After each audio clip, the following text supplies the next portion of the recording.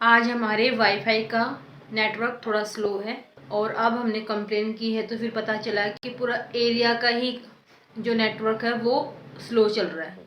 तो अभी 4 आवर्स के बाद बता रहे हैं कि ठीक हो जाएगा। फिर देखते हैं कितनी देर में ठीक होगा। और अब मैं बच्चों के लिए ब्रेकफास्ट बना रही हूँ, तो देखते हैं कितनी देर में ठीक होगा। वाईफाई तो मेरे ख्याल से रात से ही स्लो है, रात को तो इतना हमने ज़रूरत समझी नहीं। अभी मॉर्निंग में देखा तो मॉर्निंग में पता चला वो नेटवर्क चल ही नहीं रहा। मैंने 2-3 बार तो उसका वो तार निकाल निकाल कर देख रही हूँ। होता है ना, कुछ ख़राब भी हो जाए तो यूँ लगता है कि शायद यहाँ से तार ही हट गया होगा। कभी तार निकाल रही हूँ, कभी इसके पीछे से वायर हटा रही हूँ। तो लास्ट में फाइनली पता चल गया कि भाई ये पूरे एरिया का ही इशू है, तो ठीक हो जाएगा। वेट करते हैं, 4 आवर्स के बाद हो जाएगा ठीक। आज ये कपड़े मैं फिर दोबारा धो रही हूँ। ये ऊनी कपड़े हैं, कुछ धो चुकी हूँ और कुछ मशीन में लगा रखे हैं। ये सारे कपड़े इस रूम में रखे हुए थे और जब परसों आंधी आई तो सब में धूल मिट्टी बहुत ज़्यादा लग गई। सारे कपड़े इस रूम में रखे हुए थे, तो आंधी आपको पता ही कितनी बुरी तरह से आई थी, तो सारे कपड़ों में धूल मिट्टी वगैरह काफ़ी कुछ हो गया। और कुछ अलमीरा में भी थोड़ी सी धूल मिट्टी लग रही थी। तो मैंने सोचा एक काम करती हूँ, मैं सारे कपड़ों को धो डालती हूँ, चाहे 2 दिन में धुलें चाहे 4 दिन में धुलें। मैं एक बार सबको धो के और फिर दोबारा अच्छी तरह से पैक करके फिर ही रखूँगी, क्योंकि मैंने कुछ कपड़े तो यहाँ रख रखे थे और कुछ कपड़े मैंने अलमीरा में रखे हुए थे। वो आंधी वांधी की वजह से खुल गया, पता नहीं कैसे खुल गया और सब में धूल मिट्टी हो गई। फिर वही बात है, ये तो फिर बाद में चाहने वाले कपड़े हैं और अभी तो फ़िलहाल तो ज़रूरत नहीं थी, लेकिन फिर भी कभी निकालें तो साफ़ सुथरे तो होने चाहिए। तो मैंने क्या किया, आज फिर दोबारा मशीन लगा ली है। मैंने सोचा चलो कोई बात नहीं, एक है तो बहुत मेहनत का काम, लेकिन ये कपड़ों का भी काम हो जाएगा तो ये सोच लो बहुत ज़्यादा राहत मिलेगी। धूप भी अब तो बहुत अच्छी खासी आ जाती है, तो इनमें फटाफट धूप भी लग जाएगी। और वैसे हम जल्दबाजी में जैसे धो के रखते हैं तो उनमें ज़्यादा धूप भी नहीं लग पाती है। ठीक है, तो आज ये काम भी मैं कर ही देती हूँ, लेकिन मुझे लगता नहीं कि सारे कपड़े ही आज धुल जाएंगे। 2-3 दिन में धुल जाएंगे, 2-3 दिन लगातार मशीन ही लगा देती हूँ, बाकी के काम भी होते रहेंगे और मशीन भी लगती रहेगी। तो देखती हूँ ये जो मैंने अभी जो ताम झाम छेड़ा है ये कितना मेरे से सक्सेसफुल होता है और कितना नहीं।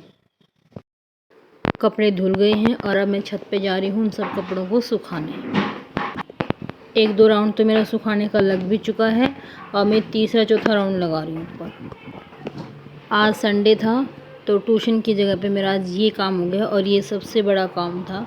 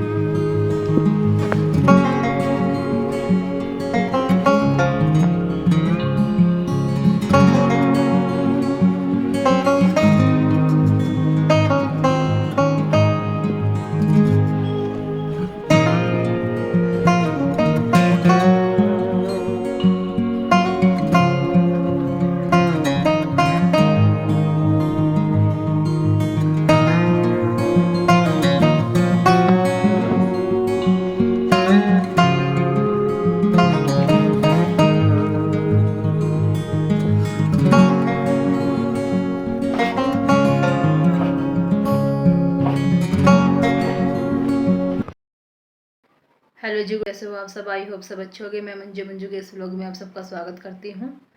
जो मैंने सुई मशीन लगा रखी थी, मैंने सारे कपड़े धो लिए हैं, ऊपर सुखाया ही हूँ और अब नहाई हूँ। सर धोया है, सर अभी मैंने ऐसे बांध लिया है और अब मैं फटाफट खाने की तैयारी कर रही हूँ। उसके बाद मैं क्या करूँगी वो देखती हूँ। बनाई है जी भिंडी की सब्जी, जो प्याज वाली भिंडी होती है, आज वो वाली सब्जी बनाई है। और जी अब मैं बना रही हूँ रोटी। ये जी सारी रोटी भी बन के तैयार हो गई है रोटी सब्जी जी बन के तैयार हो गई है। अब एक काम कर लेते हैं, फटाफट खा लेते हैं, बहुत ज़ोरों से भूख लगी है। काम कुछ तो कर लिया है जी, कुछ बाकी है। ये भाई हमने गेहूं धोए हैं, अब पिसना किया था, लेकिन थोड़ी ही शाम हो चुकी है। लेकिन हम सुखाएंगे सुबह छत पर धूप में, क्योंकि अभी नहीं सुखा सकते, आंधी भी आ सकती है, मौसम का कुछ नहीं पता होता। ठीक है जी, सुबह धूप आएगी तो हम इसको सुखा देंगे। फिर कबूतर वगैरह का भी थोड़ा ध्यान रखना पड़ेगा, क्योंकि सुखाने से पहले तो वो आ जाते हैं। ठीक है जी, अभी इन गेहूँ को एक दो बार पानी में से और भी निकालना बाकी है, तो मैं वो भी निकाल लेती हूँ। और अभी मौसम दिखाती हूँ मैं, अभी कितना टाइम हुआ है और मौसम कैसा है। अभी टाइम हुआ है शाम के 7 बज गए हैं और मौसम देख लो भाई, क्योंकि ये गेहूँ सुखाने का मौसम बिल्कुल भी नहीं है, इसलिए हम इन गेहूँ को सुबह सुखाएंगे छत के ऊपर। देखो जी, बिल्कुल बारिश जैसा मौसम हो रखा है। 7 बजे ऐसा अंधेरा सा ऐसा हो गया मौसम, जैसे कि शाम तक बारिश आ सकती है। देख लो, आप खुद ही देख लो। इसलिए गेहूँ वगैरह हम सुबह ही करेंगे। और सारे कपड़े हम ऊपर से उतार लाए हैं। ये देखो जी, कितने सारे कपड़े धोए हैं। अब इसको फोल्ड करना बाकी है, और ये फोल्ड देखती हूँ कुछ अब करूँगी, क्योंकि अभी शाम का खाना बनाना है और फिर इनको तो सुबह देखूँगी जी। मौसम ख़राब सा लग रहा है, जैसे बारिश आएगी, ठंडी ठंडी हवा आती है ना बारिश आने से पहले, ऐसा मौसम हो रखा है। कहाँ गए थे? क्या वो क्या घूमना घूमना क्या बोलते भाई? लाइट ऑन करो। ढक्कन ढक्कन। अच्छा, हाँ, टंकी का ढक्कन करके आए थे और उसको तार बांध दिया मैं, तार। ठीक है, अब उड़ेगा नहीं। अब उड़ेगा तो कहाँ जाएगा? जो मैं आपको टंकी का ढक्कन बता रही थी, वो टंकी का ढक्कन भी हमने लगा दिया है। वर्मा जी अभी ढक्कन की ही बात बता रहे थे। अब हम दूसरे रूम में कूलर लगाने की तैयारी कर रहे हैं, तो यहाँ से हम कूलर ले रहे हैं, देख रहे हैं कि कौन सा ज़्यादा ठीक रहेगा। जो ग्रीन वाला कूलर है शायद वो ज़्यादा आवाज़ कर रहा है, तो इसलिए हम ये ग्रे वाला कूलर लगाने की तैयारी कर रहे हैं। पहले हम इनकी विंडो में ये कूलर वाला घास लगाएंगे, उसके बाद हम वहाँ पे कूलर जाके सेट करेंगे। और ये दोनों कूलर खुद वर्मा जी ने अपने हाथों से तैयार किए हुए हैं, क्योंकि वर्मा जी मैकेनिकल इंजीनियर हैं। इन्होंने अपने हाथों से वॉशिंग मशीन भी बनाई हुई है, लेकिन अब इन्होंने अपना थेरेपी सेंटर खोला हुआ है।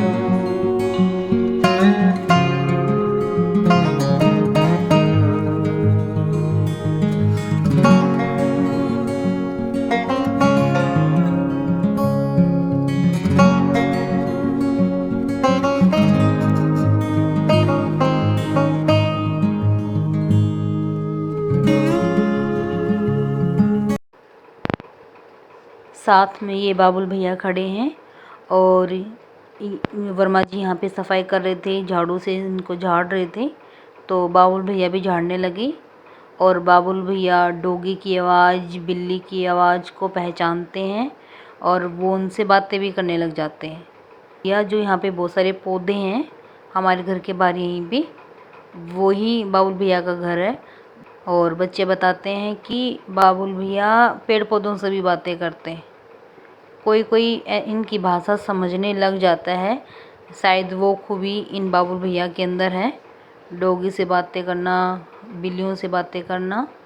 चाहे कोई भी हो, ये नहीं अपने अपने डॉगी से बातें करते हैं, चाहे कोई भी डॉगी आ जाए, ये शायद उनकी भाषा ना समझ सकते हैं ये क्या बोल रहे हैं। इनको सब प्यार करते हैं, सभी जानवर आ जाते हैं इनके पास में, चाहे कोई अजनबी भी हो तो ये उनकी अच्छी तरह से केयर कर लेते हैं।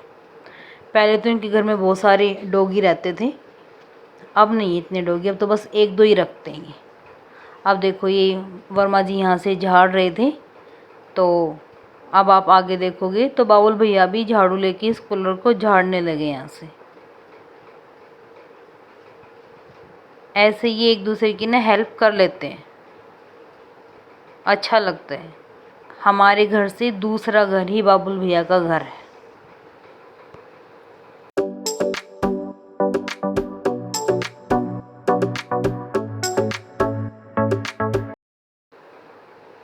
देखो अब आपको नज़र आएंगे बाबुल भैया भी झाड़ू से कूलर को झाड़ रहे हैं, ये देखो।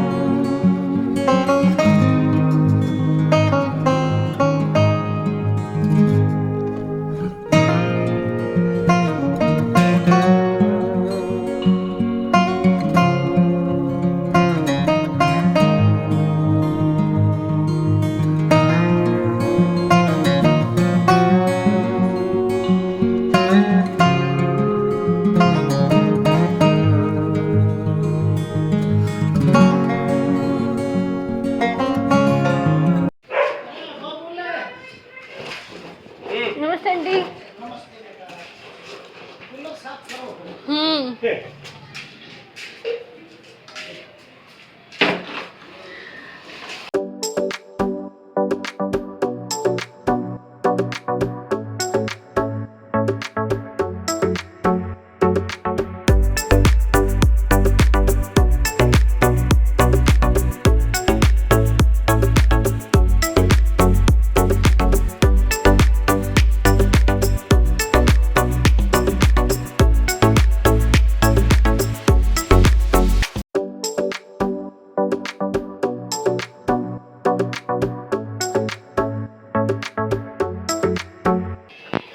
देखो वर्मा जी कैसे झाड़ू से झाड़ रहे हैं। इन्होंने तो मेरी झाड़ू का ब्रश ही बना लिए हैं। ये देखो आगे आगे से पकड़ के कैसे झाड़ रहे हैं।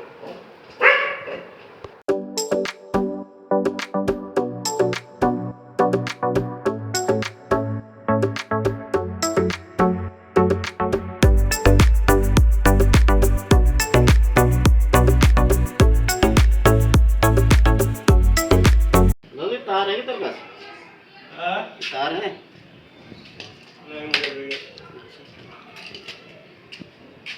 ये लोहे वाले नहीं, चल काम तो चलाई दूंगा।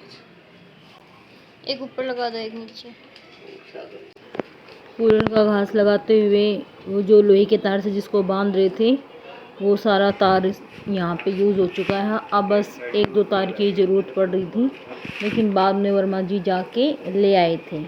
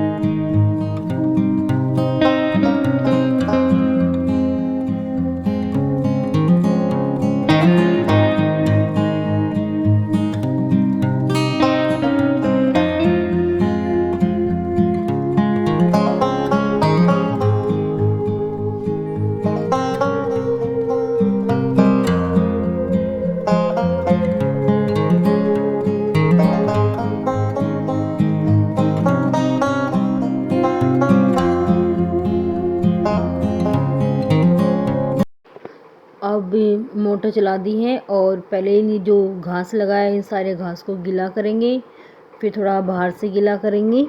इससे क्या होगा, हवा बड़ी ठंडी ठंडी आएगी और घास भी अच्छी तरह से जितना पानी सोखना होगा अभी सोख भी लेगा और फिर ये एकदम प्रॉपर हवा देगा और बिल्कुल ठीक हो जाएगा। सेटिंग तो यहाँ से हो गई है और बस अब इसके जो घास को ही गीला करना बाकी है। बाद में जो तार लेके आई थी जहाँ जहाँ से कमी लग रही थी वहाँ लगा चुके हैं और देखते हैं भाई अगर कुछ कमी पड़ी तो। तार बहुत सारा ले आए हैं। वर्मा जी बिल्कुल पसीने पसीने हो चुके हैं, धूल मिट्टी से कपड़े भी गंदे हो चुके हैं, क्यों काफ़ी धूल मिट्टी थी इस कूलर में। और फिर ये बाद में अंदर आके नहा चुके हैं और मैं डिनर तैयार कर रही हूँ। डिनर में हमने बनाई हैं दाल चावल, ये अरहर की दाल है, बहुत ही ज़्यादा टेस्टी बनी हुई है और चावल भी बड़े अच्छे लग रहे थे। तो जी करते हैं आज इस ब्लॉग का यही एंड और मिलते हैं एक न्यू अच्छे से ब्लॉग के साथ। अगर आपको मेरे ब्लॉग पसंद आए तो please like share and comment जरूर करना, कोई न्यू है तो सब्सक्राइब करना। तो मिलते हैं एक न्यू अच्छे से ब्लॉग के साथ, जब तक के लिए बाय बाय, टेक केयर।